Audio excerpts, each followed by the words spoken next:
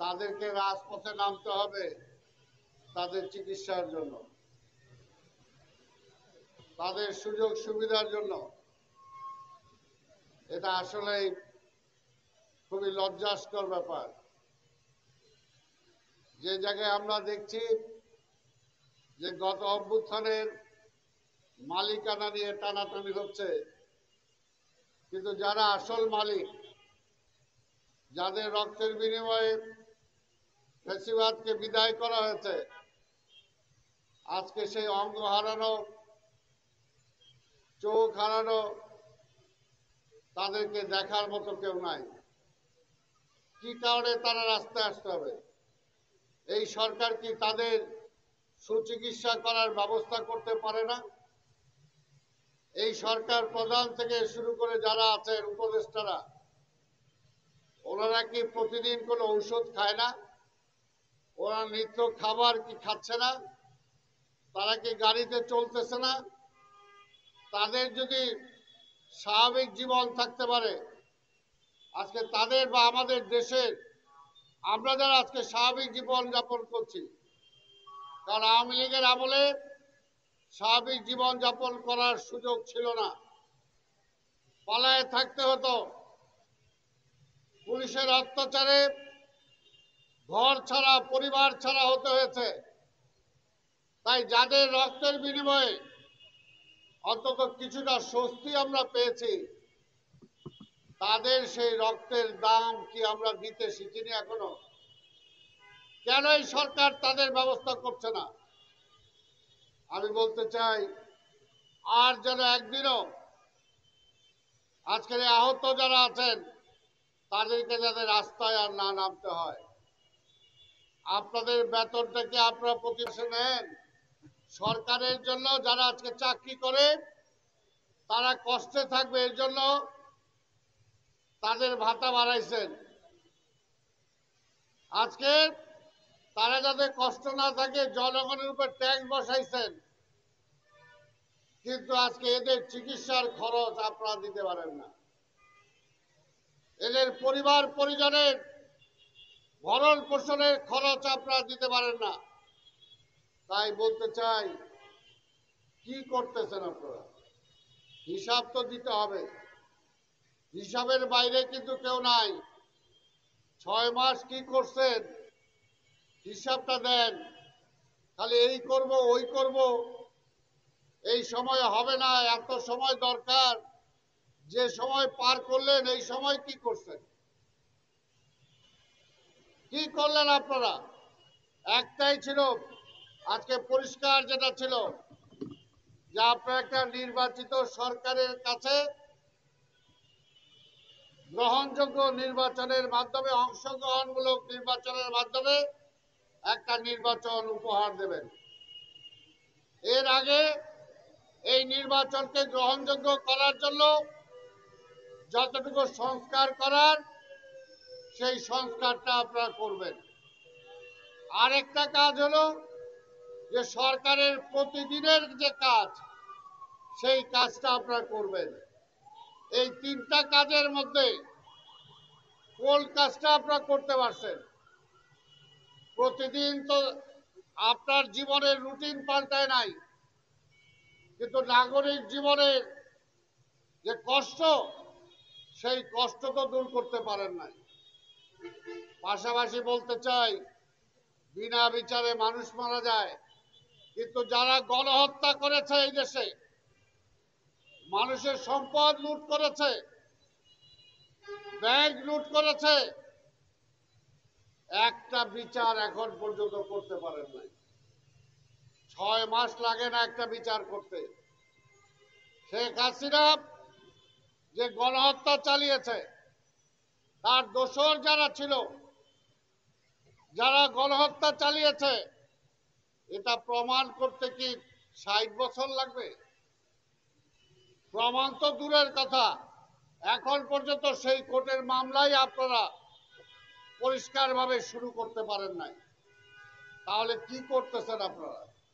পাশাপাশি আজকে সেই হাসিনার দোসররা আবার বাংলাদেশের ক্ষমতায় ফিরে আসার স্বপ্ন দেখছে। আমরা বলেছি একটি জবরদখলকারী সরকার বিনা নির্বাচনে জোর করে ক্ষমতায় ছিল, তাকে হটানোর জন্যই জনগণের নির্বাচিত সরকারের জন্যই আমরা লড়াই করেছি, রক্ত দিয়েছি, আমাদের ভাইরা গুম হয়েছে, কিন্তু সেই নির্বাচনের দিকে আপনার খেয়াল নাই। সেই নির্বাচন কবে হবে? একবার বলেন এই বছরের শেষে, আবার বলেন আগামী বছর। অল্প অল্প সংস্কার আর বেশি সংস্কার, আর এবার অল্প বেশি দরকার নাই। বিএনপির পক্ষ থেকে বেশিরভাগ রাজনৈতিক দল মিলে যে 31 দফা দেওয়া হয়েছে সংস্কারের, সেই দফাটি নিয়ে এখন পর্যন্ত রাজনৈতিক দলের সাথে আপনি আলোচনাই করলেন না। রাষ্ট্র যারা চালাবে, রাজনীতি যারা করবে, আপনি রাজনীতির সংস্কার করবেন, রাষ্ট্র ব্যবস্থার সংস্কার করবেন, অথচ রাজনৈতিক দলের সাথে আপনার কোনো আলোচনা নাই। তাদেরকে নিয়ে সংস্কার করতে চান যারা সেই ফ্যাসিবাদের দোসর, যারা শেখ হাসিনাকে ফ্যাসিবাদ বানিয়েছে, এখনো বিভিন্ন জায়গায় তাদেরকে বসিয়ে রেখেছেন। আওয়ামী লীগের দোসরদেরকে ক্ষমতায় রাখা যাবে, কিন্তু তাদেরকে পরিবর্তন করলে এই 15 বছর যাদেরকে অন্যায়ভাবে চাকরি খাওয়া হয়েছে, যাদেরকে অন্যায়ভাবে ওএসডি করে রাখা হয়েছে, তাদেরকে চাকরি ফেরত দেওয়া যাবে না যদি ওর মধ্যে বিএনপি থাকে। তাই আজকে আওয়ামী লীগ ভালো, কিন্তু বিএনপি আসতে দেওয়া যাবে না। এই নীতি যদি অবলম্বন করেন তাহলে সেটা জনগণের পক্ষে যাবে না। আমরা বারবার বলেছি, বিএনপিকে আমরা ক্ষমতায় দিয়ে দিতে বলি না, আমরা বলি জনগণের অধিকার, জনগণের যে অধিকার, সেই অধিকার শেখ হাসিনা বিক্রি করে দিয়েছিল ভারতের কাছে। এই দেশের মালিকানা ভিন দেশের কাছে বিক্রি করে দিয়েছিল। ভিন দেশ ঠিক করতো বাংলাদেশ কারা চালাবে, এই দেশের জনগণ ভোট দিয়ে তার সরকার ঠিক করতে পারে নাই। তাই 15 বছর ধরে আমরা আন্দোলন করছি, একদিন দুই দিন না। যারা এই 2-4 দিন ধরে আন্দোলনে নামছেন তারা বলতে পারেন যে এই কয়েকদিন আন্দোলনের পরে এখনই নির্বাচন। নির্বাচনের জন্য আমরা 15 বছর 17 বছর ধরে লড়াই করছি এই দেশের মালিকানা ফিরে পাওয়ার জন্য। তাই বলবো, এই সমস্ত বিনা বিচারে হত্যা বন্ধ করেন।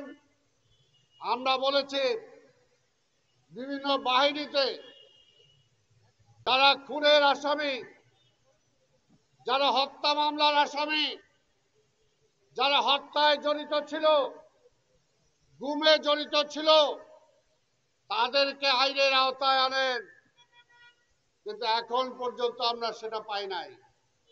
ওবায়দুল কাদের একে সাহেবী ঢঙে বর্ডারে গেল, ওইখান থেকে পার হয়ে গেল, তার পায়ে তো একটা গুলিও করতে পারলেন না, একটা লাঠি দিয়ে বাড়িও দিতে পারলেন না, আর বিনা বিচারে হত্যা করেন। তাই বলতেছি, সময় সব সময় একরকম যায় না। আপনাদেরকেও বলবো, ইতিহাস থেকে শিক্ষা নেয়ার জন্য। রাজনীতিবিদদের, আরে ভাই আমরা তো হাফ প্যান্ট পরা অবস্থা থেকে রাজনীতি করি। রাজনীতি করতে যে দেশের জন্য যুদ্ধ করেছি, দেশ স্বাধীন করেছি, দেশ স্বাধীনের পরে আবার এই আধিপত্যবাদী শক্তির বিরুদ্ধে লড়াই করেছি এবং এখনো করছি। তাই শুধু ওই রাজনীতিবিদদের সমালোচনা করে লাভ নাই। কারা করেন? যারা আবার রাজনীতির হইতে চান, যারা মন্ত্রী এমপি হইতে চান, যারা হাজার হাজার কোটি টাকা লোপাট করতে চান। তাই বলবো, আজকে রাজনীতির যদি সংশোধন করতে হয়, রাষ্ট্রের যদি সংস্কার করতে হয়, রাষ্ট্র পরিচালনার দায়িত্ব নেবে রাজনীতিবিদরা। হাসিনার আমলে রাজনীতিবিদরা দেশ চালায় নাই। হাসিনার আমলে পার্লামেন্টে রাজনীতিবিদরা ছিল না। কারা ছিল? আপনারা হিসাব করে দেখেন, চেহারাগুলো দেখেন, চেহারা দেখেন। এই প্রেস ক্লাবের সাবেক সভাপতি সহ আরো অনেকেই পার্লামেন্টে গেছিলেন, আজকে কোথায়? পালায় গেছেন, পালায় গেছেন। দেশটাকে চোরের দেশ বানাইছিল শেখ হাসিনা, মিথ্যাবাদীর দেশ বানাইছিল, লুটেরাদের দেশ বানাইছিল, মাফিয়াদের দেশ বানাইছিল। যে দেশে বাইতুল মোকাররমের খতিব পালাইতে হয়, যেই দেশে পুলিশের আইজিও পালাইতে হয়, যে দেশে সংবাদপত্রের সম্পাদককেও পালাইতে হয়, যে দেশে প্রেস ক্লাবের সভাপতিকেও পালাইতে হয়। দেশটাকে দলীয়করণের কোন পর্যায়ে নিয়ে গিয়েছিলেন? দলের বাইরে দলও না, শেখ হাসিনার বাইরে, আধিপত্যবাদী শক্তিদের বাইরে কেউ এই দেশে শান্তিতে ঘুমাইতে পারে নাই। ভয়ে অস্থির থাকতো, কখন আমাকে ট্রান্সফার করা হবে। ভয় অস্থির থাকতো, কখন আমার বাড়িঘরটা দখল করা হবে। ভয় অস্থির থাকতো, কখন পুলিশ আমাকে নিয়ে বিনা বিচারে হত্যা করবে। তাই যারা দোষ দেন, রাজনীতিবিদদের কথা বলেন, বিগত 15 বছর ধরে এই রাজনৈতিক কর্মীরা এই মাঠে ঘাটে এই সন্ত্রাসের বিরুদ্ধে লড়াই করেছে। এই এইখানে প্রেস ক্লাবে দাঁড়িয়ে এখানে আমি যখন বক্তব্য দিচ্ছি, এইখানে আমাদের মহাসচিব মির্জা ফখরুল ইসলাম আলমগীরের কোল থেকে আমাদের ছাত্র দলের কর্মী রাজকে ডিবি পুলিশ জোর করে ছিনিয়ে নিয়ে তার হাত পা ভেঙে দিয়েছে। কোন রাজনীতিবিদের সমালোচনা করেন? রাজনীতিবিদ ওরা না যারা লুইটা পুইটা দেশটা খায়। রাজনীতিবিদরা কখনো লুটপাট করতে পারে না। তাই ভাইরা আমার, সেখানেও যদি সুবিধাবাদী থাকে, সেটার জন্য সংস্কার দরকার। সংস্কার করেন যাতে বিচার বিভাগ নিউট্রাল থাকে, যাতে হাইকোর্টের বিচারপতি শপথ নেওয়ার পরে কোনো দলের আনুগত্য না নেয়, যাতে বিশ্ববিদ্যালয়ের কোনো ভিসি কোন দলের আনুগত্য না নেয়,